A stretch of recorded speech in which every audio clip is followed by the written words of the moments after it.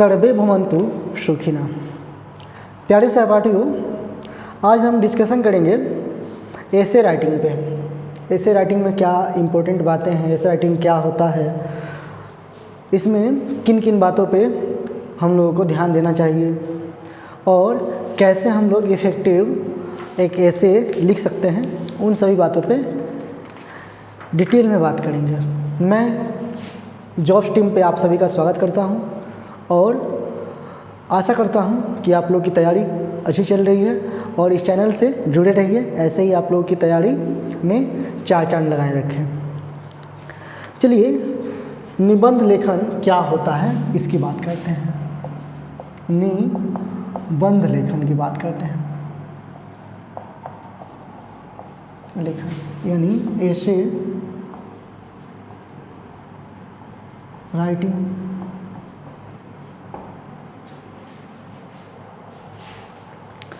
देखिए, एक ऐसा तरीका, एक ऐसा आपके मन की मानसिकता को परखने वाली समझ होनी चाहिए जिसमें आप देखते हैं कि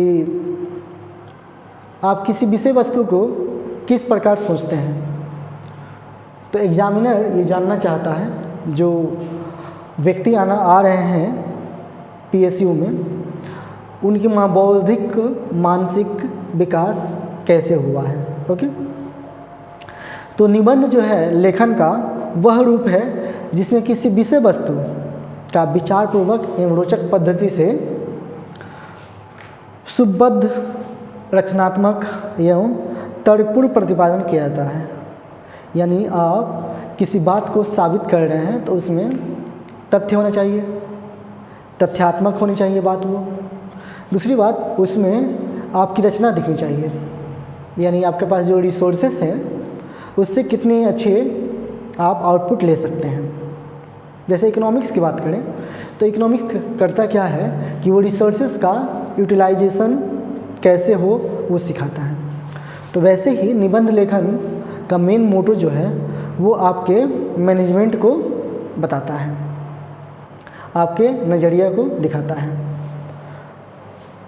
तो उम्मीदवार की जो विषय वस्तु है उस पर पकड़ कैसी है, चुने गए विषय के साथ वो प्रासंगिक है या नहीं, फिर उसकी जो सोचने की शैली है रचनात्मक है या नहीं, उसकी जो योग्यता है और विचारों को संक्षेप में कहने की जो काबिलियत है वो आपको उसमें दिखानी होगी। फिर जो आपके कॉपी चेक करने वाले होंगे निसंदेह आपको अच्छे मार्क्स देंगे। तो मेन हम लोग को किस पे फोकस करना है कि आपकी शैली कैसी है, लिखने की शैली कैसी है, लिखने की शैली।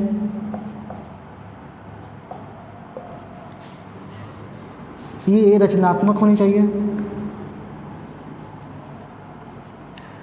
तथ्यपूर्ण होना चाहिए, यानी आप खुद में उलझे हुए तो नहीं है ना, आपको सुलझा हुआ इंसान होना चाहिए। आप चीज़ों को एक प्रासंगिक वे में वहाँ पे रखें। फिर जो बातें हैं उसमें सबसे बड़ी बात होती है कि प्रस्तुतिकरण जो आपके होना चाहिए वो संक्षिप्त होना चाहिए। संक्षिप्त कहने का मतलब किसी भी बात को ऐसे नहीं कहिए कि सामने वाला बोर हो जाए, वो अच्छी बातें सुनने के पहले ही वहाँ से पलायन कर जाए, है ना। या जैसे आप किसी जिले के अधिकारी बनने वाले हैं तो लोग आपको तब अपने ज़िले में एक अच्छा पोजीशन पे मान सम्मान देंगे जब आप लोगों की भलाई के लिए काम करें, है ना। तो आपको लोग कब सुनेंगे, आपको लोग कब फॉलो करेंगे, जब आप प्रभावी तरीके से उनकी समस्याओं को निदान करें। फिर क्या है, आपके बातों में स्पष्टता होनी चाहिए, आपके बात स्पष्ट होनी चाहिए। तो स्पष्ट कब बातें होती हैं, जब आपकी विषय वस्तु पे पकड़ अच्छी हो, तो विषय वस्तु पे पकड़ होनी चाहिए।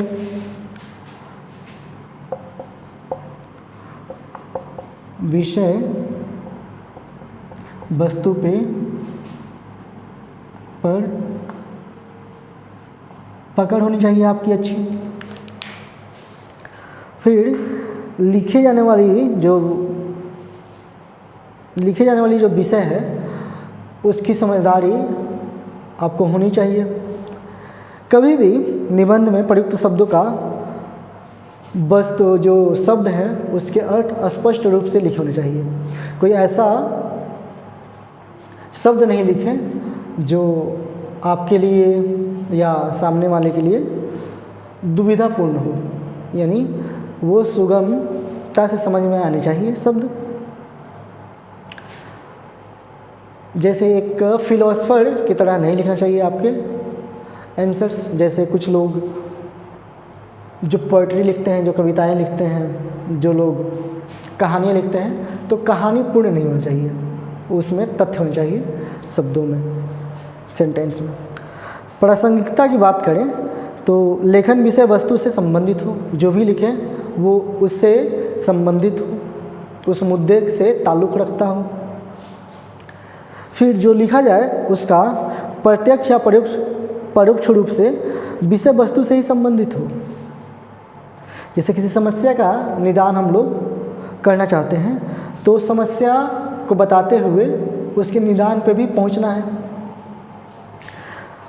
ये बहुत अच्छी बात है कि समस्याएं जो होती हैं वो सभी समाज में रहता है, लेकिन समझदार लोग उन समस्याओं से कैसे निजात पाते हैं, तो सामंजस्य बैठा करके। वो सामंजस्यता आप में होनी चाहिए। समस्या का कारण अगर आपको पता है तो समस्या को दूर करने के लिए किए गए उपाय आपके तर्कपूर्ण होने चाहिए। कोई ऐसा उपाय नहीं कीजिए जो कि जिसका कोई तार्किक अर्थ ही नहीं हो। क्या किया जाना चाहिए, क्या करना होगा, ऐसी बातों पे विचार कीजिए। फिर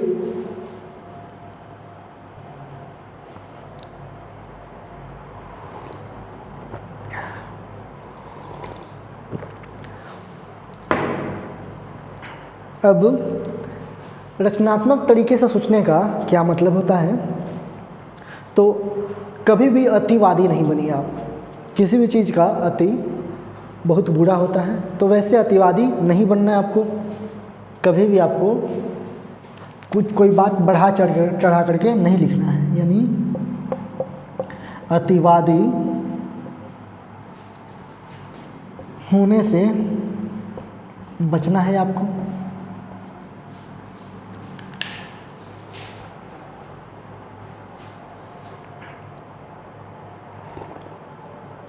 जब भी आपकी कलम हाथ में हो तो लिखने की शैली जो होनी चाहिए उसमें कुछ आउटपुट निकलना चाहिए, यानी पॉजिटिव बातें हों, प्रवृत्ति आपकी सकारात्मक हो। इन सब बातों पे ध्यान देना है आपको। जब भी कोई सी समस्या को सुने तो उसको आशावादी होकर के सुने, यानी आशावादी दृष्टिकोण रखना है आपको। ये भी इम्पोर्टेंट पॉइंट है कि आपको आशावान रहना है, आशावादी होना चाहिए। जैसे कोई तैयारी करता है किसी भी कंपटीशन का, तो वो इस कारण से तो तैयारी नहीं करता है कि मेरा नहीं होगा। आशान्वित हो करने के बाद ही वो तैयारी शुरू करता है। तो आपको आशावादी होना चाहिए इसमें। फिर संक्षेप में आप कभी भी आंसर बहुत संक्षेप में ही नहीं होना चाहिए, जिससे कि उसकी क्लैरिटी भी नहीं हो। आप कहना क्या चाहते हैं उसको थोड़ा विस्तार दीजिए, जिससे कि अर्थ स्पष्ट हो जाए।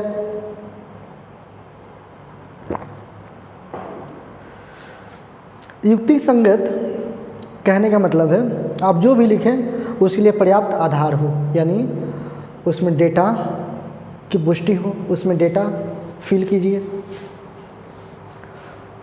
फिर प्रभावी तरीका क्या हो सकता है लिखने का, कोई ऐसा ऐसे है जो हमारे समाज से संबंधित है, तो वहाँ पे मुहावरे, लोकोक्ति, किसी विख्यात कवि, लेखक या व्यक्तित्व का आप वहाँ एग्जाम्पल दे सकते हैं। फिर प्रभावी बनाने के लिए विद्वानों की जो मंतव्य होते हैं, कविताओं के जो पंक्तियाँ होती हैं, सूक्तियाँ होती हैं, या उसमें जो उद्धारित शब्द होता है, उनका प्रयोग कर लेना चाहिए हम लोगों को। और संस्कृतनिष्ठ भाषा का उपयोग नहीं करना चाहिए हम लोग को सामान्यतः हिंदी में ये सभी बातें लिखनी होती हैं। उर्दू के शब्दों का भी प्रयोग कर सकते हैं, लेकिन उतना ही करें जहाँ पे लाजमी है, जहाँ तक तर्क संगत है। कोई ऐसा शब्द इस्तेमाल नहीं करेंगे जो कि उस सेंटेंस को बहुत ज़्यादा भद्दा बना दे या उसका मतलब चेंज हो जाए। प्रभावी शब्दों एवं सारगर्भित विचारों से निबंध को जोड़ें, यानी जो भी आप लिख रहे हैं उसमें सारगर्भिता होनी चाहिए।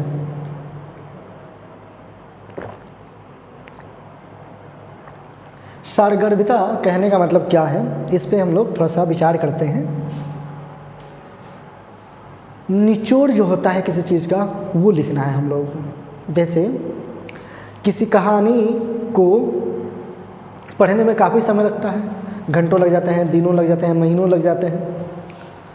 उसका सार क्या है, उसका निचोड़ क्या है, वो बात बताना ही क्या है, सारगर्भित विचारों को बताना होता है। व्यापक फलक प्रदान करें, यानी व्यापकता मिलाएं। कोई भी आंसर राइटिंग है उसको व्यापकता मिलाएं कि इसका क्या इम्पोर्टेंस है, इसका क्या आउटपुट हो सकता है। अब हम लोग किसी एक ऐसे को लेंगे और देखेंगे इन सभी बातों को उसमें लागू करते हैं कि नहीं हम लोग। तो अगले वीडियो में हम लोग जब मिलेंगे उसमें हम लोग कोई एक प्रैक्टिस ऐसे करेंगे, मैं यहाँ पे लिख के दिखाऊंगा और आप लोग उसको नोट कीजिएगा। मैं सारी बातें नहीं लिखूंगा, मैं कुछ बातों को जो सारगर्भित बातें होंगी उसको यहाँ पे लिखूंगा, बाकी आप लोगों को मैं समझा करके पढ़ करके बताऊंगा कि ये बातें ऐसे होती हैं। चलिए अच्छे से पढ़ाई कीजिए आप लोग।